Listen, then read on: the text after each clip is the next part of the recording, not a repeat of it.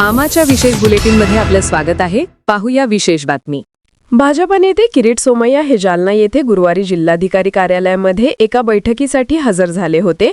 या बैठकीनंतर त्यांनी प्रसारमाध्यमांशी संवाद साधला असता यावेळी त्यांनी अधिकृत माहिती दिली आहे की जालना जिल्ह्यात एकूण 10,000 बोगस जन्म प्रमाणपत्र रद्द करण्यात आले आहे व इतरही सुद्धा कोणी असे असेल तर त्यांची चौकशी चालू आहे. त्यांचा शोध घेऊन त्यांच्यावरही पोलीस कारवाई करणार असल्याची माहिती यावेळी त्यांनी दिली असून युद्ध पातळीवर बांगलादेशी व इतर देशातून भारतात ठिकठिकाणी वास्तव्य करून बोगस प्रमाणपत्र काढून जे राहत आहे त्यांचा शोध तपास यंत्रणा घेत असून त्यांच्यावर कडक कारवाई सुद्धा सरकारच्या वतीने केली जात आहे व त्यांचे प्रमाणपत्र रद्द करून त्यांच्यावर गुन्हा दाखल करून त्यांना त्यांच्या मायदेशी पाठवण्याची कारवाई सध्या सरकारने हाती घेतली आहे. राज्यातील निवडणुका झाल्यानंतर या कारवाईला आणखी तीव्र केली जाणार असल्याची माहिती यावेळी त्यांनी दिली आहे. तर जिल्हाधिकारी यांची भेट घेऊन मी सुचवले की अंबड, भोकरदन आणि जालनामध्ये जास्त बोगस प्रमाणपत्र घेऊन काही नागरिक वास्तव्य करत आहेत यांची चौकशी सध्या सुरू आहे. तर संपूर्ण महाराष्ट्रामध्ये घुसखोरी करून राहणारे 1,23,000 नागरिकांचे जन्म प्रमाणपत्र रद्द करण्यात आले आहे. तर दुसरी पोर्टलवरील 1,90,000 प्रमाणपत्र रद्द झाली असल्याची अधिकृत माहिती यावेळी त्यांनी दिली. तर यात एकूण 5,000 लोकांची अटक सुद्धा झाली आहे अशी माहिती त्यांनी प्रसारमाध्यमांना दिली आहे. महाराष्ट्रात 2024 मध्ये जे अपात्र घुसखोर बांगलादेशी लोकांनी 2,24,000 लोकांनी जन्म प्रमाणपत्र मिळवले होते. तर कारवाई सुरू झालेली आहे. 27 शहरात 31 FIR, 5,000 लोकांची आतापर्यंत अटक झालेली आहे. 1,23,000 जन्म प्रमाणपत्र रद्द करण्यात आले आहेत.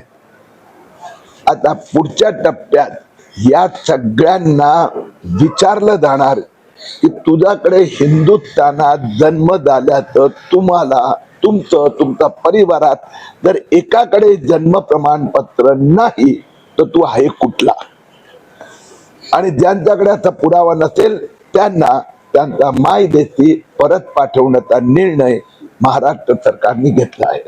जालना जिल्ह्यात अशी एकूण किती जबाबदार जे घुसखोर आहेत, जे देशाच्या सुरक्षेची समझोता करण्याचं काही ठिकाणी षडयंत्र घडवण्यात आलं.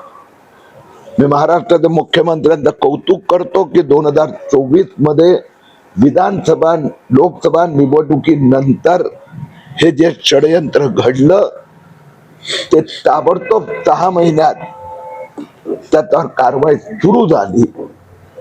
अधिकाऱ्यांनी काही ठिकाणी गलतानपणा दाखवला होता, त्यांच्यावर पण कारवाई होत आहे.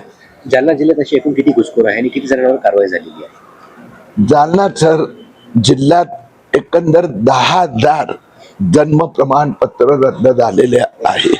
बोगस जन्म प्रमाणपत्र म्हणजे बोगस म्हणा, इल्लीगल म्हणा, की ज्याच्याकडे इथे जन्माचा एक पण पुरावा नाही.